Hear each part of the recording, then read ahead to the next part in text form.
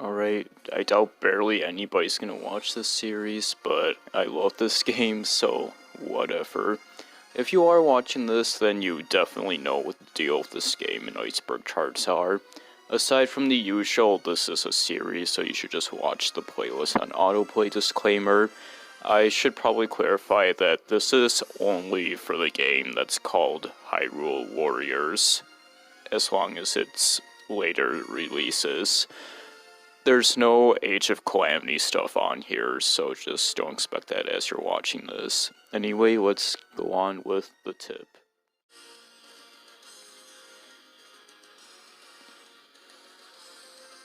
Network links. This is the only feature that was in the Wii U version that never came back for definitive. And basically what this is that, like, if you were online, then other players would show up, like, on the adventure board map as, like, a little link sprite and would show how high of a warrior level they are. And you would go to it, and it would start, like, a different map that was apparently harder, but you would get better rewards for completing it, and then it would disappear. Because, like, it's definitive edition, it is really weird how this, like, feature never came back, and people don't really mention that, and I guess there's for a reason, like, as to that and why it was cut, just because, like, one, I guess they didn't want to, like, restrict a mode that was, like, online only, especially with the Switch. And second, like, the mode was kind of, like, weird and, like, unneeded. Like, I can never tell if it was, like, actually, like, a different, like, level or adventure challenge mission that you were playing, or if it was just, like, the same one that would appear on, but harder, quote-unquote. I wouldn't even notice that either, and it would also, like, get in the way of, like, a square you could play, so, yeah. Hasty Attacks. This is, like, probably the most sought after and, like, as seen as useful skill you could get in the game.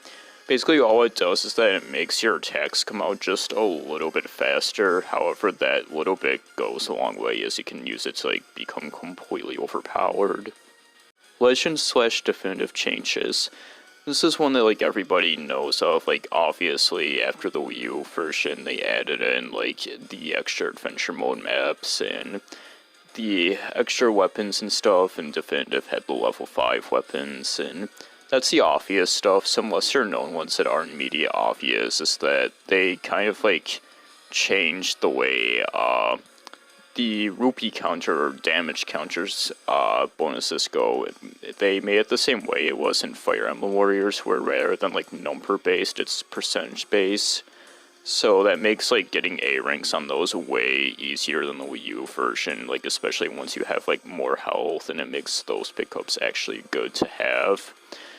And yeah, like, they just overall, like, I mean, they also changed, like, the way you unlock some stuff. Like, there's more things on the adventure mode map that was, like, previous DLC, of course, and just overall, they, like, completely changed it into a new game and just made the difficulty, like, way more fucking balanced and actually, like, doable. It's great. Spinner original unlock method. Here's another change that's specific, and definitive and legends, you just unlock the spinner normally through with the adventure mode. But back in the Wii U version, things were a lot more different and stupid. You see, the way you got the spinner was that you needed a Link amiibo, and that was the only way you could get it. This was actually the reason why I even bought my first amiibo in the first place. I got the Ocarina of Time Link. But yeah, this is a much more stupid and toxic time, so good thing that this is kind of just done with. 2013 trailer, name not final. Yep, this is the trailer that started it all. I remember everybody being like, wow, what is this? And either getting hype or being stupidly and prematurely cynical without knowing the single fucking thing they were talking about. But yeah, it's really interesting indeed, and funny to go back to see how big the game got and then just see this random little niche trailer, and it's also weird how long ago it was, but yeah, you can see some small differences, like beta stuff, like in the HUD and stuff that was probably obviously not to be meant to be final, and then also some, like, model changes, and then there's that ending screen which kind of inspired the joke in this entry with the name not final part, and spoilers, the name ended up being final. Elemental weaknesses. This is something that's really fucking important and good to know about the game that the game for whatever reason never really tells you about, being that every character has an element that they're weak to and deals more damage to them when it's done to them. And I mean like way more damage if you hit them with a weapon that has this element. And don't worry, because it doesn't affect you as the player character at all. It's only a benefit, and there's no like resistance either. But yeah, like, it never tells you who's weak to who at all. You have to just learn that by yourself, but there's an image here, as you can see, and, like, as you play it, you start to, like, get the hang of it and just naturally know who's weak to who. Like, Light and Dark is easy to guess, Darunia is easy to guess, and so is, like, Ruto because Pokemon, and Agatha's weak to Fire because, like, Bug-type, I guess, but Hyrule Warriors is not Pokemon. I suggest that you watch the Warriors Dojo video on this, or Shade Brain as he used to be known as. That channel in general is just really fucking good to, like, get good at the game. Alternate King Dodongo, there we go.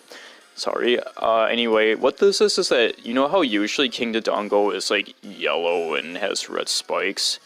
Well, in the Water Temple level of story mode, he's actually redesigned to look more like how he does in Ocarina of Time, and this is a really cool but like random ass detail I don't think I even consciously noticed at first before I was like, hey, wait a minute. Because, I don't know, they don't do this for like any other boss or enemy in the game, but I guess it's cool they went through the extra effort to do that, and he appears more in the adventure mode later on. I think you can even see them along each other like side by side sometimes. EXP/XP.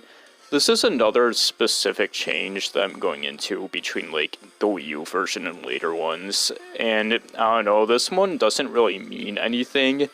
It's just like during the Focus Spirit, once you get the bonuses up in the Wii U version, it was EXP up. But then for whatever reason, they changed it to XP up in later versions of the game. I have no idea why. This is like the most pointless change I've ever seen. It's like, okay, I guess I don't even see the consistency. I'm pretty sure most people in games have always just done EXP a lot more, but whatever. And I've never really seen anybody else point this out before vocally, so yeah, I mean, it's whatever. Wii U version is very weird. This is the least weird example, but Wii U version is just very, very weird and broken, as we sort of talked about here, and especially we'll talk about by the end of the series. But yeah, this is a very basic tip, but after this, the next layer is going to go into more like deeper facts and, you know, so on and so on as these work. So I'll see you then.